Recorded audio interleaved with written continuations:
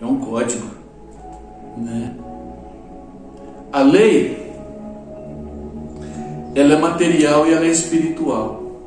A lei é muito espiritual para você olhar e executar ela de não errar. Mas ela é material quando você usa contra seu irmão.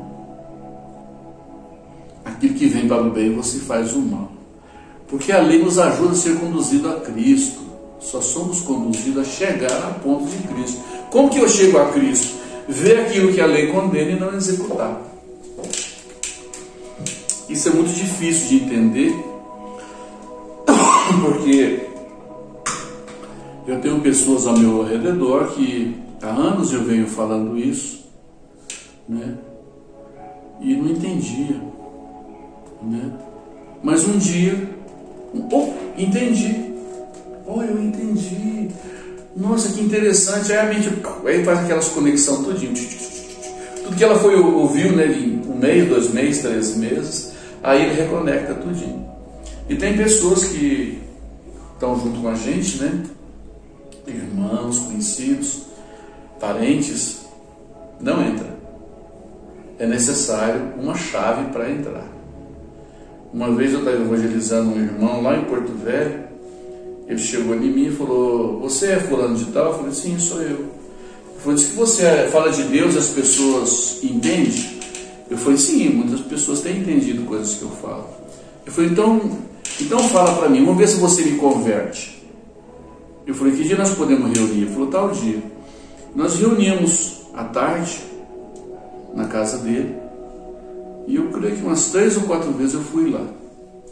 E um dia eu fui lá e falei uma palavra, falei um verso, falei um pequeno texto para ele, né? Quando eu terminei de falar aquele texto, ele falou: pode deixar, espera aí, já entendi, né? O texto era assim, que eu quero ver se eu me lembro agora, né? Não faças nada para vanglória, nada para vangloriar-se, e não usei de nenhuma palavra para começar uma disputa, uma briga, mas quando abrir a sua boca, faça tudo por humildade. Imagina, eu falei com ele 3 dias ou 4 dias, falei bastante, 1 hora, 2 horas falando com ele, né? O dia que eu falei essa frase, ele fez assim para mim, falou: não, já entendi, não precisa falar mais nada. Essa frase foi a chave da abertura do coração dele e para ele fazer conexão, né? Não abrir a boca nem para começar uma contenda e nem para exaltar-se a si mesmo, mas quando abrir a sua boca, que seja por humildade. E aí ele entendeu. Então é muito difícil compreender esse da lei. Eu acho que hoje eu expressei um pouco melhor, porque sempre estou falando sobre isso. Então aqui no livro de Hebreus, né, fala que a lei de Moisés, a lei, o tabernáculo, as sessões do tabernáculo, as ofertas, tudo aquilo era uma alegoria para o tempo presente, para o tempo da igreja. E Paulo escreveu isso aqui, não sei se foi Paulo aos Hebreus, me parece que não se tem informação quem escreveu aos Hebreus. Mas quando escreve aos Hebreus, essa pessoa que escreve aos Hebreus, ele está querendo passar para o povo hebreu, para o povo israelita, quer passar para ele que toda aquela configuração do tabernáculo, né, Jesus cumpre na pessoa dele e que continua a mesma coisa, só que em um prospecto mais aperfeiçoado, vamos dizer, mais digital, né? O que acontecia no tabernáculo, na época de Moisés, com as oferendas do tabernáculo, do altar, né? Aquilo ali continua, não mudou nada, só que hoje tem um outro aspecto de reconhecimento, e isso nós podemos aprender nos estudos subseguintes, porque Cristo repete aqui está escrito, ó. O antigo pacto era um símbolo transitório. Cristo é mediador de um melhor pacto. O sacrifício do santuário, por causa das suas imperfeições, deviam repetir-se, mas de Cristo é único porque é perfeito. Então Cristo, ele repete toda aquela simbologia do tabernáculo, porque aquele tabernáculo ali, ele tem uma configuração que nós devíamos aprender.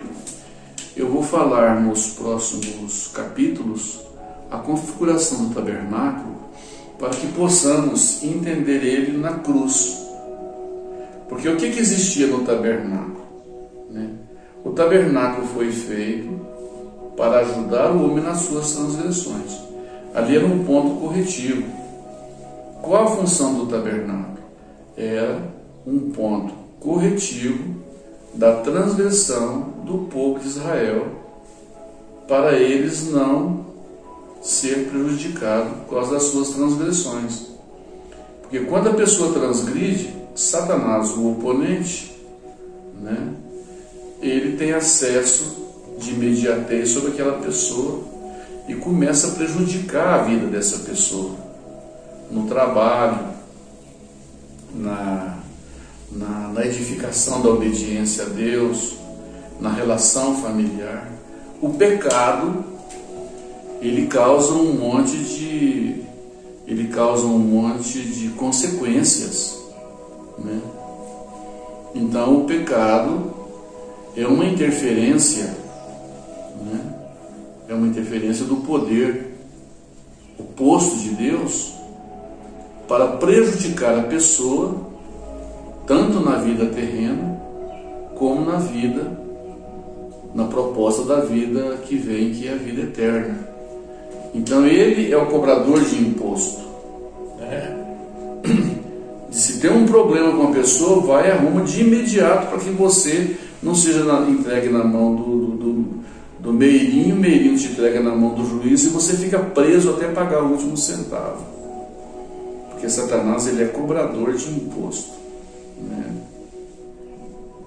Então nós temos que preocupar com isso, porque o pecado interfere na vida de todos os homens. São energias ocultas, são energias impositivas que nós não vemos, mas ela está aí. É a luta do mal contra o bem, é a luta do negativo contra o positivo, né? E isso aí, Deus nos deixa a lei de Moisés para saber os pontos facultativos de transgressão que eu devo evitar para eu ir bem nessa vida e depois na vida futura, né? É muito importante. Eu vejo que as pessoas não dão crédito nisso aí, né? As pessoas dão crédito em outras coisas dessa vida, mas isso é de extrema importância porque se trata de vida eterna. A palavra de Deus fala que quem anda em piedade, além de receber os benefícios nessa vida, ele ainda receberá os galardões na próxima vida. O andar em piedade, o que muita gente não teve a oportunidade de ter um reconhecimento básico sobre o que é piedade. A piedade é preocupar-se com o bem-estar do outro, né? O bem-estar do outro sendo procurado, realizar, promovido, né? Isso traz benefício para mim, porque toda palavra que sai da boca do ser humano, ela está misturada com ira. Por exemplo, faz uma pergunta a uma pessoa, fala, não sei. Não sei nada disso não. Já falou com ira, né? As pessoas respondem com crítica, perguntam com abuso, né? Ouvem com abuso, com menosprezo, responde com menosprezo, responde com violência. Não vai dar para mim fazer isso não. Hoje não posso fazer isso para você, só amanhã. Você vai arrumar um documento, não pode fazer isso, é só depois da manhã. Um dia uma moça me distratou por ser de idade. Ela foi tirar uma xerox e minha esposa falou, por que você está tratando meu esposo assim, né? Ele é um senhor de idade, ele serve para ser seu pai, seu avô, né? E você está tratando ele como uma pessoa. o que você está fazendo aí no seu trabalho, o meu esposo já executou coisas semelhantes que você está fazendo muitas e muitas vezes. E você está achando que o que você está fazendo é de tão grande importância que você é capaz de estar menosprezando o seu semelhante. Aí minha esposa colocou ela no lugar dela. Você devia respeitar as pessoas, porque as pessoas já passaram pelo sistema de vida que você está passando agora. Ele não é qualquer pessoa. Ele serve para ser uma pessoa de grande estima por você. A moça ficou com vergonha do jeito que a minha esposa falou com ela. Então, o ser humano, ele é desprezível. Ele despreza o seu próximo. Ele despreza a ocasião de estar com o seu próximo. Ele despreza em proporcionar um bom ambiente para estar com o seu próximo. É igual hoje em dia.